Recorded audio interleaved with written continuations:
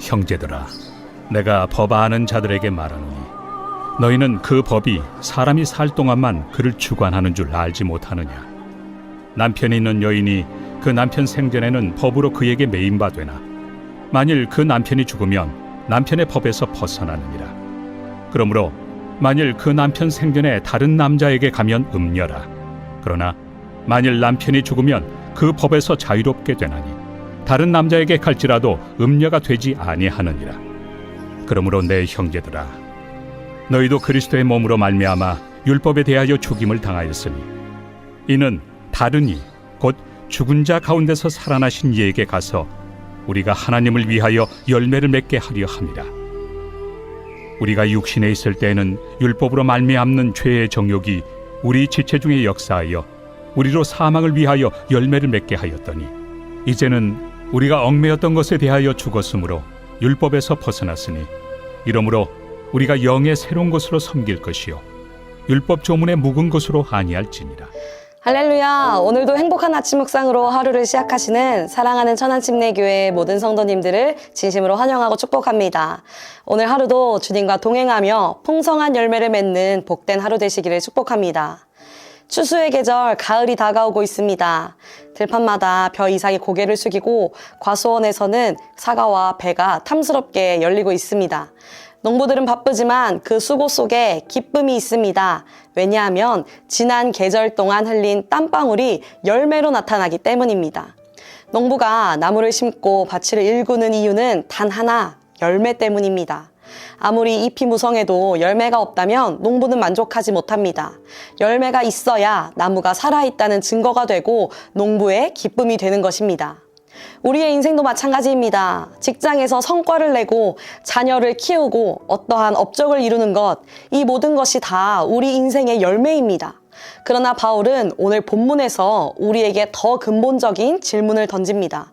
너의 신앙에는 무슨 열매가 맺히고 있느냐?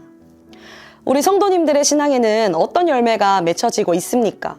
혹시 내가 교회는 빠지지 않고 나오는데 정작 내 삶은 왜 그대로인지, 예배도 드리고 성경도 읽고 봉사도 하는데 왜 내 마음은 여전히 불안하고 내 성품은 바뀌지가 않고 내 가정에는 여전히 사랑과 평화가 부족한지 고민하고 계시지는 않으십니까?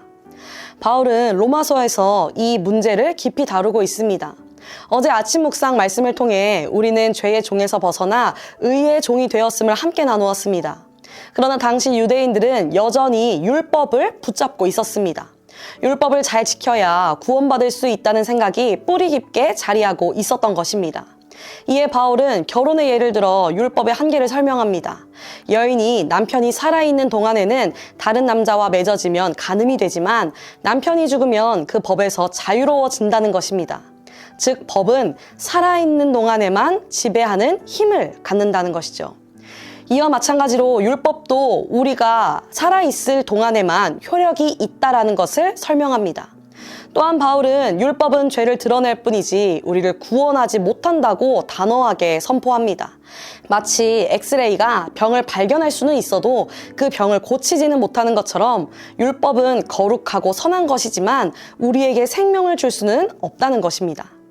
그러나 복음은 우리에게 놀라운 소식을 전합니다. 오늘 본문 4절 말씀에 그러므로 내 형제들아 너희도 그리스도의 몸으로 말미암아 율법에 대하여 죽임을 당하였으니 아멘. 복음은 우리에게 그리스도의 몸으로 말미암아 율법에 대하여 죽임을 당했다라고 이야기합니다. 즉 예수님께서 십자가에서 죽으실 때 우리도 함께 죽었고 이제 우리는 예수 그리스도와 함께 다시 산 존재가 되었다라는 것입니다. 이로 인해 율법은 끝이 났습니다. 힘을 잃어버렸습니다. 더 이상 율법은 우리를 정죄하거나 지배할 수가 없습니다. 우리가 예수님과 함께 십자가에 못 박혀 죽음으로써 율법의 권세에서 벗어나게 된 것입니다. 그리고 이제 우리는 그리스도와 연합하게 되었습니다. 마치 남편이 죽으면 아내가 새로운 관계를 맺을 자유를 얻듯이 우리도 옛 남편인 율법에 대해서는 죽었고 이제 새 남편이신 예수 그리스도와 새로운 연합을 맺게 된 것입니다. 그리고 이 연합의 목적은 분명합니다. 오늘 본문 4절을 다시 한번 읽어보겠습니다. 그러므로 내 형제들아 너희도 그리스도의 몸으로 말미암아 율법에 대하여 죽임을 당하였으니 이는 다르니 곧 죽은 자 가운데서 살아나신 이에게 가서 우리가 하나님을 위하여 열매를 맺게 하려 함이라. 아멘. 더 이상 율법에 얽매여 있는 삶이 아니라 이제는 하나님께 열매 맺는 삶을 살아가야 함을 이야기하고 있습니다. 그런데 문제는 우리가 스스로 열매를 맺을 수가 없다는 것입니다. 율법의 행위나 종교적인 열심으로는 참된 열매가 맺혀지지 않습니다. 율법 아래서 맺히는 열매는 결국 죄와 사망의 열매일 뿐인 것이죠. 그러나 포도나무에 붙어있는 가지는 노력하지 않아도 열매를 맺습니다. 왜냐하면 나무의 생명이 가지를 통해 흘러가기 때문입니다. 마찬가지로 우리가 예수님께 붙어있기만 하면 그리스도의 생명이 우리 안에 흘러들어와 반드시 생명의 열매를 맺게 되는 것입니다. 사랑하는 성도님들, 오늘 우리의 신앙은 어디에 뿌리를 내리고 있습니까? 여전히 율법입니까? 아니면 부활하신 그리스도와의 연합입니까? 더 이상 율법에 얽매여 억지로 신앙생활 하지 마십시오. 우리는 율법에서 자유함을 얻은 자들입니다. 안 하면 벌 받을까봐 두려움으로 순종하는 것이 아니라 또 사람들 눈치 때문에 형식적으로 섬기는 것이 아니라 주님의 은혜에 그 뿌리를 두고 기쁨으로, 감사로, 사랑으로 신앙생활 하시기를 소망합니다. 그래서 오늘 본문 6절 말씀은 우리에게 이렇게 이야기합니다. 이제는 우리가 얽매였던 것에 대하여 죽었으므로 율법에서 벗어났으니 이러므로 우리가 영의 새로운 것으로 섬길 것이요 율법 조문의 묵은 것으로 아니할지니라. 아멘.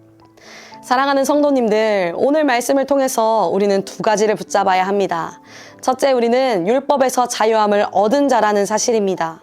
우리는 해야 하니까가 아니라 하고 싶어서 순종하는 사람들입니다. 또 둘째로 우리의 자유에는 목적이 있습니다. 그것은 하나님께 열매 맺는 삶을 살아가는 것입니다. 자유를 방종으로 쓰지 말고 성령의 인도하심을 따라 의와 거룩, 사랑과 선행의 열매를 맺으십시오. 오늘 하루 율법이 아니라 성령 안에서 억지가 아닌 기쁨으로 사망의 열매가 아니라 생명의 열매를 맺으며 살아가시는 저와 우리 모든 성도님들 다 되시기를 예수 그리스도의 이름으로 축복합니다. 오늘 말씀을 생각하며 함께 기도하겠습니다. 사랑과 은혜가 풍성하신 하나님 아버지, 오늘 우리에게 귀한 말씀을 허락하시고 율법 아래 묶인 자가 아니라 예수 그리스도의 십자가 부활로 새 생명을 얻은 자임을 깨닫게 하시니 감사드립니다. 주님, 우리는 스스로 참된 열매를 맺을 수 없는 연약한 가지에 불과합니다.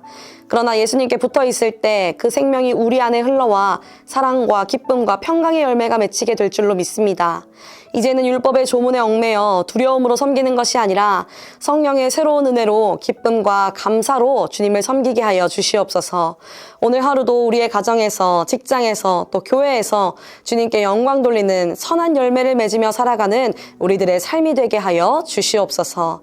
감사드리며 이 모든 말씀, 우리를 모든 죄와 율법에서 자유케 하신 우리 구주 예수 그리스도의 이름으로 간절히 기도드립니다. 아멘.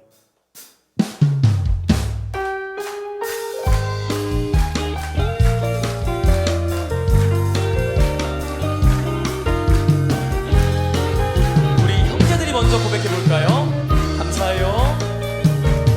감사해요. 깨닫지 못했었는데 내가 얼마나 소중한 존재라는 걸